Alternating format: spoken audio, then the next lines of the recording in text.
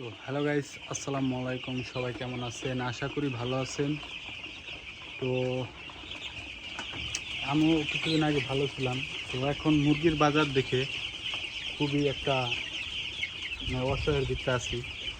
কারণ হচ্ছে গিয়ে, হ্যাঁ দেখেন, মুরগির বাচ্চা মনে করেন একটা বাচ্চা কিনতে প্রায় 40 থেকে 50 টাকা খরচ যায়, এবং কি ফিডের বস্তা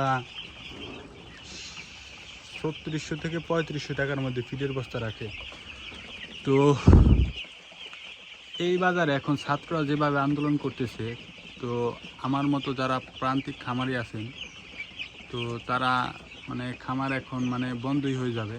কারণ কি, এই ছাত্ররা মনে করেন কোম্পানিওয়ালাগো না ধরে আমাদের যারা আমরা প্রান্তিক খামারি আছি তাদের ক্ষতি হয়ে যাচ্ছে। কারণ আপনারা দেখেন যে একটা মুরগির পিছনে প্রায় 250 থেকে 300 টাকা খরচ হয়ে যায়। এই মুরগিটা আমরা যদি বিক্রি করি 200 টাকা কি 240 টাকা, তাহলে কিন্তু আমাদের লেবার খরচ, কারেন্ট বিল, যত পদের খরচ আছে, এই খরচগুলো কিন্তু আমাদের কিন্তু ওঠে না। প্রায় 1000 মুরগিতে প্রায় 1 লাখ থেকে 70,000 টাকা লস। তো আমরা ছাত্রদেরকে একটা কথাই বলতে চাই, ভাই এই মুরগির বাজারটা যেন আপনারা 140 থেকে 50 টাকার মধ্যে রাখতে বলছেন, এটা কিভাবে রাখবো আমরা? তো আপনাদের প্রতি, আমরাও কিন্তু ছাত্র, তো আপনারা চেষ্টা করেন যে প্রান্তিক খামারি, এবং এই খামার যদি বন্ধ হয়ে যায়, এই মুরগি কিন্তু 300 থেকে 400 টাকা কেজি কিন্তু খাইতে হবে। ঠিক আছে, এটাও কিন্তু মাথায় রাখতে হবে। যদি খামারিরা যদি বন্ধ করে যদি দেয় খামার, তাহলে কিন্তু মুরগি খেতে হবে 300 থেকে 400 টাকার ভিতরে, কিন্তু ব্রয়লার মুরগি কিন্তু খেতে হবে।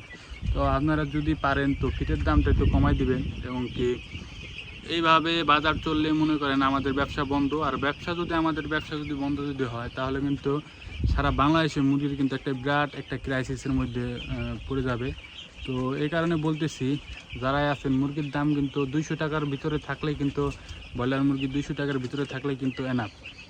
আর যদি পারেন আপনারা, তাহলে কোঅপারেট কোম্পানি আছে যেমন নারিশ, সিপি, তারপরে কাজী, তো এদেরকে আপনারা যা বলতে পারেন যে ফিডের দাম এবং বাচ্চার দাম যদি কমায় যদি দেয়, তাহলে আমরা মুরগি 100 টাকাতে বিক্রি করতে পারবো। তো আপনাদের কাছে একটা অনুরোধ করবে আমাদের, যে এখন যদি আমরা এই মুরগি যদি 140 টাকা কেজি ধরে যদি বিক্রি যদি করি, তাহলে কিন্তু আমাদের বিরাট একটা লস হয়ে যাবে। ঠিক আছে, যারা সাধারণ খামারি আছে, যারা কর্মজীবী আছে, যারা কর্ম করে খায় এই পোলট্রি সেক্টরে, তো তাদের কিন্তু বিরাট একটা লসের ভিতরে কিন্তু হয়ে গেছে অলরেডি। ঠিক আছে, তো এখন কিন্তু কেউ কিন্তু মুরগি কিন্তু বিক্রি করতে পারতেছে না, এবং কি এই ঝামেলাটার কারণে। তো আপনাদের একটা কথাই বলবো, যে মুরগির বাজারটা একটু যদি বাড়ানো যদি যায়, তাহলে কিন্তু আমাদের এই